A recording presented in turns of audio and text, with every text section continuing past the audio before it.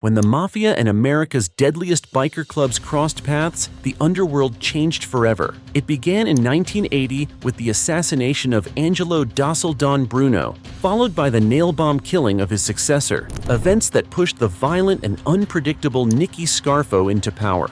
His brutal reign sparked a clash with the Pagans, leading to shootings, firebombings, and a shocking moment where the Mafia was forced to pay the bikers $5,000 just to end the bloodshed. But this was only the beginning. In Quebec, the Hells Angels War killed 162 people, with 84 bombings and 130 arsons. And in 2002, the Laughlin Casino erupted into a battlefield. This wasn't crime as usual. This was organized crime entering a new, terrifying era.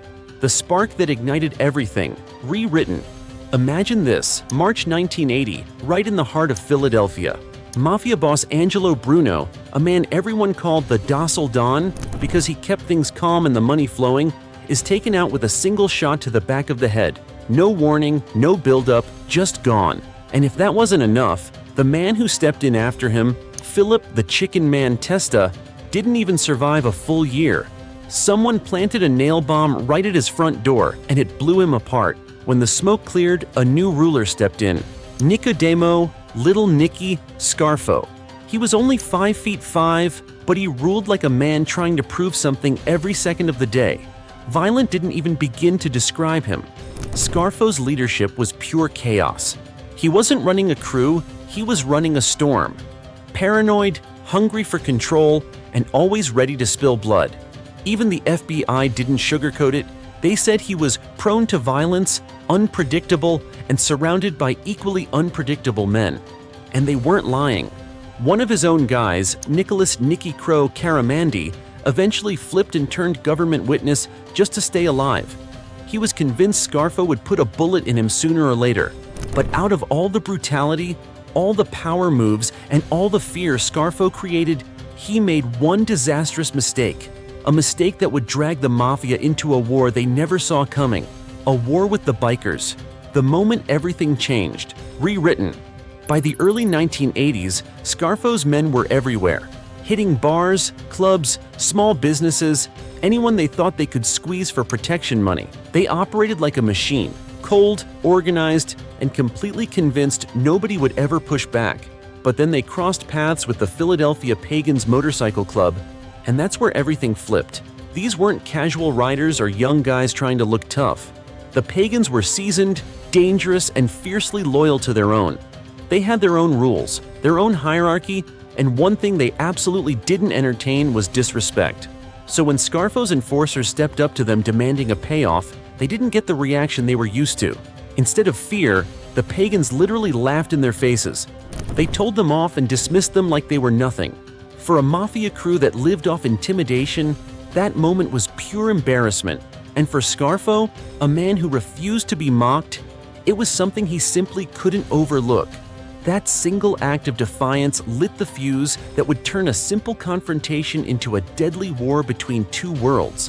When violence met violence, rewritten, the breaking point came during what was supposed to be a tense sit-down over meth distribution. In the middle of it, Scarfo's underboss, Salvatore Chucky Merlino, decided he wanted to send a message.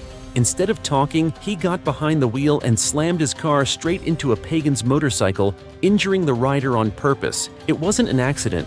It was a clear insult. A way of saying the Mafia still ran the streets. But it was the wrong move. The Pagans didn't file complaints, they didn't negotiate.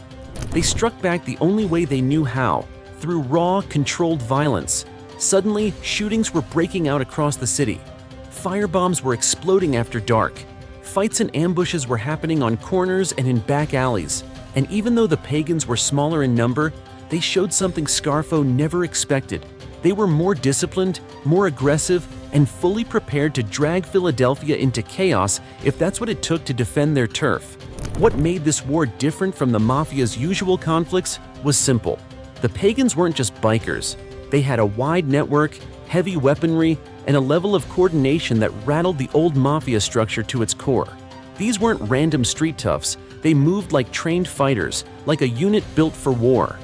The shocking resolution, rewritten.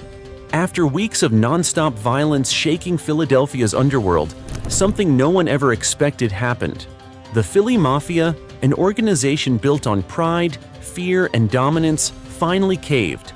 For the first time in their history, they agreed to sit down with a biker club as equals Scarfo's crew ended up offering the pagans $5,000 to cover the injuries and damage from the attacks. Just think about that for a second. The same Philadelphia Mafia that once terrified the entire city had to pay off a motorcycle club. They tried to frame it as a business deal, but everyone knew what it really was: an embarrassing surrender. The truce that followed was uneasy and fragile, but the Mafia's image, that was permanently cracked. The war that changed everything, Quebec's nightmare, rewritten. But what happened in Philadelphia was only a small taste of what was coming next. In Canada, things took a turn that made every other gang war look small. When Maurice "Mom" Boucher, the head of the Quebec Hells Angels, decided the rock machine needed to be wiped out, he unleashed a conflict that spiraled out of control for 8 straight years. By the time it ended, 162 people were dead, including innocent bystanders and even an 11-year-old boy who was killed by bomb shrapnel.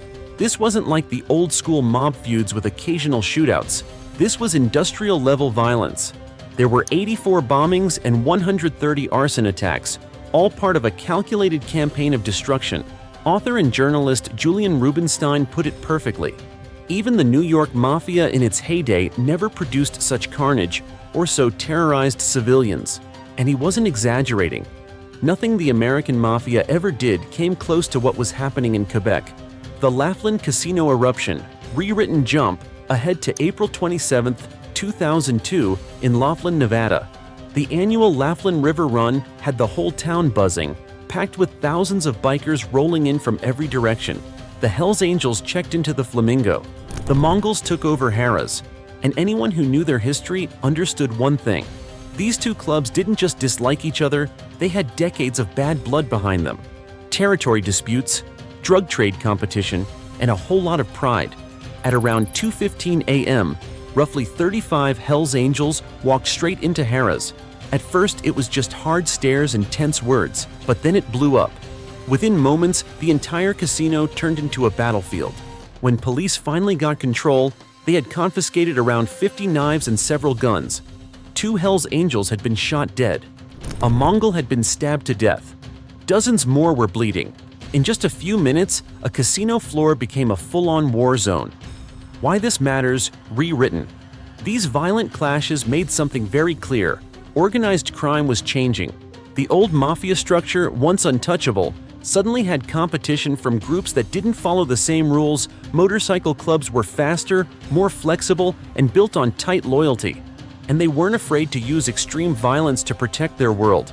By the time the 1990s and 2000s rolled around, biker gangs weren't just holding their own against the mafia, they were expanding, growing.